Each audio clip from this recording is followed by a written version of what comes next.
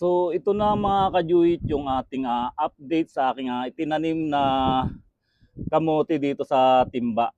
Kung maalala nyo mga kajuit dito sa aking vlog, ito po ay aking itinanim noong December 23. Din ang date po ngayon is January 15. So almost 23 days na po siya. Ayan, nagtanim din tayo ng tanglad, kangkong, at alokbati. So meron din akong tinanim na malunggay mga kajuit. So ibubonsay ko. Ayan. Ito nga mga kajuit, ito na yung update sa aking rooftop garden. So ito na yung kamote na aking itinanim at napakaganda na po ng talbos at pwede na nga pong talbusan para mas lalo siyang kumapal. So ito po itinanim ko noong December 23.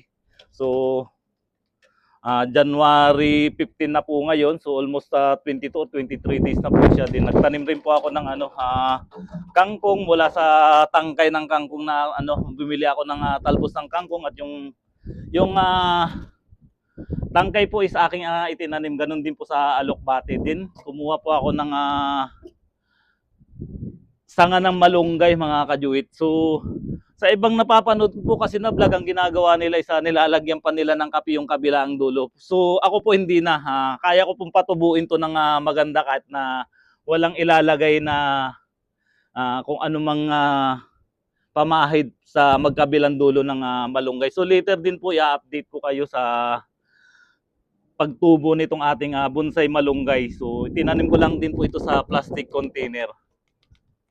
So ngayon po is January 15. So kapag nagkaroon na po ng mga usbong, mag-update ako ulit mga kajuit. So itong video na to mga kajuit is gusto ko lang ipakita para pwedeng gayahin ng mga kababayan natin o kung sino pa man na gustong magtanim sa kanilang bakuran na maliit ang espasyo. So ito pong aking garden is nasa rooftop po kasi nandito nga po ako sa Saudi. So kailangan natin na mag-experiment para habang nandito pa lang tayo may matututunan na po tayo.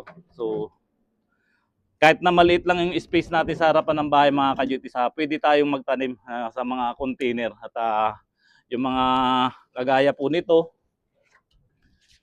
yung empty bottles na malalaki na anuhan ng tubig, pwede pong gamitin mga kajuit.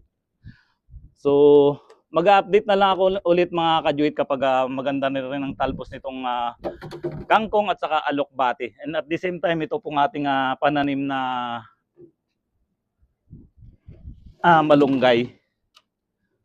So sana abangan nyo mga kajuit yung next update ko sa aking garden sa rooftop.